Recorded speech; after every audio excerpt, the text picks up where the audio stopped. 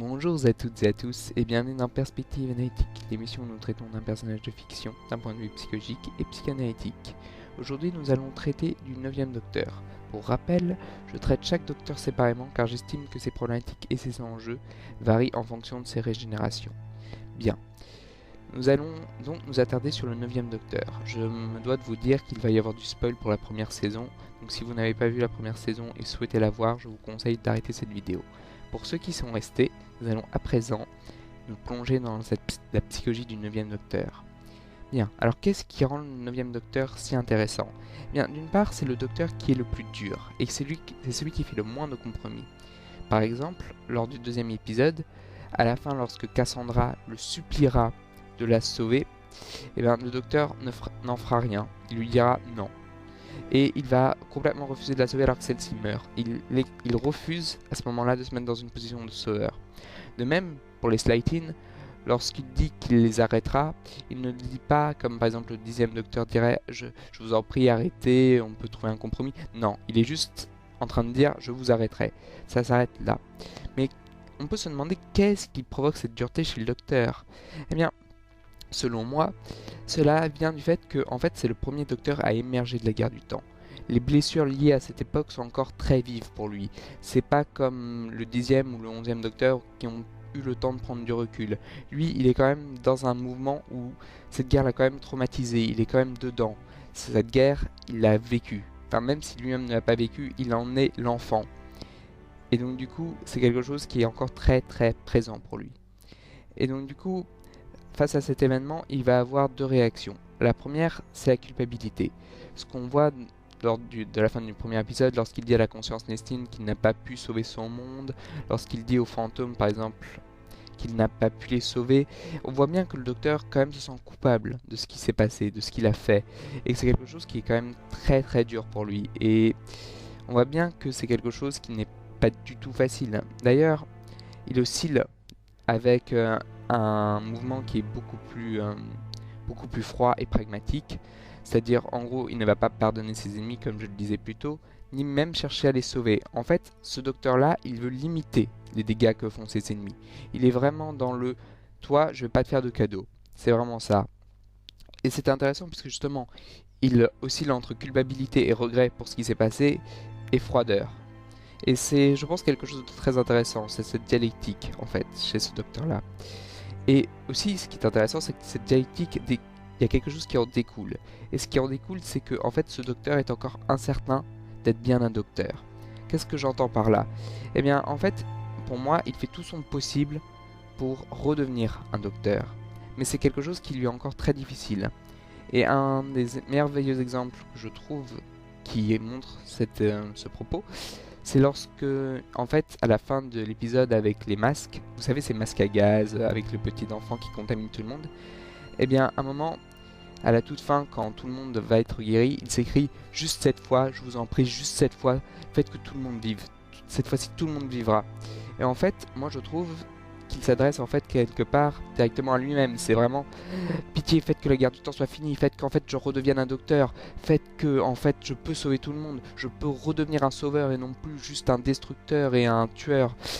Et en fait, je trouve que ça, ce qui illustre encore mieux mon propos, c'est que juste après que tout le monde soit guéri, eh bien il va s'adresser au docteur Constantin, qui lui aussi est un docteur, et il va lui faire « Oh docteur, on a encore besoin de vous, la guerre n'est pas finie, le monde a besoin de vous. » Et quelque part, je trouve que, quelque part, il s'adresse à lui-même. C'est moi, en tant que docteur, on a encore besoin de moi. Et c'est à ce moment-là, je trouve que c'est un moment très touchant, et non pas un mouvement, qui est donc du coup très touchant. Parce qu'en fait, quelque part, c'est lui-même qui se dit « Ah mais je peux encore être un docteur, j'en suis encore capable, je ne suis pas le guerrier, je suis le docteur. » Mais ceci étant dit, il y a quand même beaucoup de choses à nuancer, puisque c'est aussi un docteur qui a beaucoup de haine pour ce qui s'est passé. C'est une haine qu'on voit bien dans son rapport au dernier des Daleks, enfin entre guillemets dernier, puisque nous savons qu'ils reviennent tout le temps. Et en fait c'est une haine qui est explosive, c'est-à-dire il ne peut pas la contenir. Lorsqu'il est en face du Dalek, tout ressort en fait. Toutes les douleurs et la souffrance et la tristesse de la guerre du temps ressort. Et d'ailleurs, c'est très intéressant parce que, pareil, dans cette relation avec le Dalek, c'est un microcosme, c'est-à-dire en gros, c'est une espèce de. Comment dire? petits mouvements qui représentent le tout, eh bien en fait il va haïr et en même temps regretter ce qu'il a fait dans ses rapports au Dalek. Puisque quand le Dalek lui dit « mais vous nous avez exterminés », on voit bien le regret et la tristesse se marquer sur le docteur. Mais c'est un regret et une tristesse qui s'efface directement lorsque le Dalek lui dit « nous sommes pareils ». À ce moment-là, c'est une explosion de haine. Une haine que le docteur va s'investir dedans. Enfin, c'est pas comme par exemple le 12e docteur qui a très peur de sa haine, qui veut pas vraiment la voir. Le 9e est totalement fait avec sa haine. Il dit « oui, je peux haïr et je te hais ». Et quelque part, le Dalek lui renvoie un peu un miroir de ce qu'il est. Vous allez me dire, mais le docteur n'est pas un Dalek. Non, certes, ce n'est pas un Dalek. Le Dalek lui renvoie quelque chose qui a de mauvais en lui. Le mauvais en lui est renvoyé par le Dalek. C'est quelque chose qu'on voit très bien lorsque le Dalek lui dit vous feriez un très bon Dalek. À ce moment-là, le Dalek pour lui c'est un compliment, mais pour le docteur c'est une insulte fondamentale. Et ça le renvoie bah oui, en fait finalement, qu'est-ce qui nous différencie si moi-même je suis aussi haineux qu'un Dalek? Et d'ailleurs, cette haine, on la voit aussi c'est aussi et surtout une haine de soi. Ce que j'entends par là, c'est qu'en fait, lorsque le docteur s'adresse au Dalek dans cette scène où le Dalek se retrouve sous une pluie artificielle, il va lui dire de se suicider car le Dalek a échoué et qu'en fait sa race est détruite et complètement annihilée et que donc du coup il n'a plus de raison d'exister. Moi je trouve que à ce moment-là, en fait c'est comme s'il s'adressait quelque part à lui-même. C'est comme s'il se disait ben oui, les Seigneurs du Temps ont échoué, je n'ai plus qu'à crever. Et en plus je suis dans une vermine. Je trouve vraiment que c'est un enjeu de miroir en fait. Moi-même je suis aussi haineux qu'un Dalek, donc du coup je mérite le même sort que mon ennemi et que mon Dalek. D'ailleurs on voit bien à la toute fin de l'épisode le Dalek que en fait il dira à Rose qu'il a gagné. Il dira à Rose oui ben maintenant je suis le dernier, je suis celui qui reste. Mais en fait on voit bien à quel point c'est problématique puisque lui-même a beau être le dernier et a beau avoir gagné, en fait il a tout perdu. Et ce Dalek représentait le dernier être qui pouvait vraiment comprendre ce qu'était la guerre du temps. Donc quelque part, je trouve que c'est très ambivalent de la part du docteur. Il a beau les haïr, quelque part, c'était quand même un lien avec le Dalek. C'était quand même le seul individu qui pouvait au fond le comprendre et savoir ce qui s'est vraiment passé à ce moment-là. Et donc du coup, cette haine, elle nous renvoie aussi au guerrier qui, même si lui-même n'était pas haineux, je le traiterai dans une autre vidéo, ne vous inquiétez pas, eh bien, il y avait quand même quelque chose qui avait de l'ordre de la non-hésitation qu'a ce 9e docteur. Il n'hésite pas, il fait. Et d'ailleurs, c'est une chose qui ne va avoir de cesse de lutter contre, puisque les docteurs normalement ne font pas. Ils essayent de sauver, ils essayent de discuter, ils essayent de trouver des compromis.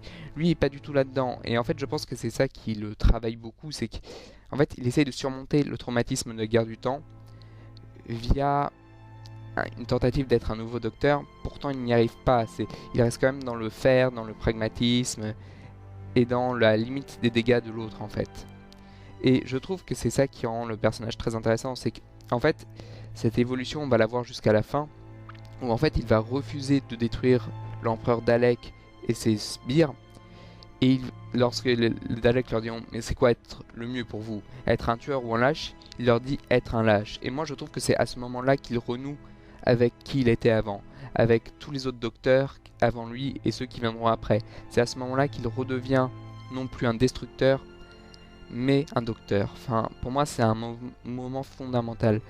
Et d'ailleurs, on peut voir ça aussi dans le fait qu'à la toute fin, il va rigoler, alors même qu'il est sur le point de se régénérer, il va faire des blagues, il va être heureux. Et en fait, j'ai beaucoup vu des gens qui disaient que c'était maniaque, que c'était un peu foufou. Moi, je trouve pas. En fait, oui, c'est un peu maniaque, mais je trouve que surtout, c'est un moment qui est beau parce que le docteur sait qu'il va pouvoir faire autre chose, que maintenant il est presque libre de la guerre du temps et que ce qu'il attend avec Rose va être un avenir plus radieux que ce qu'il avait avant, qu'en fait il va devenir quelqu'un d'autre. Bien, c'est ce qui conclut mon dernier argument. J'espère que cette vidéo vous aura plu et si vous voulez que je traite d'un autre personnage, n'hésitez pas. Sur ce, ciao ciao.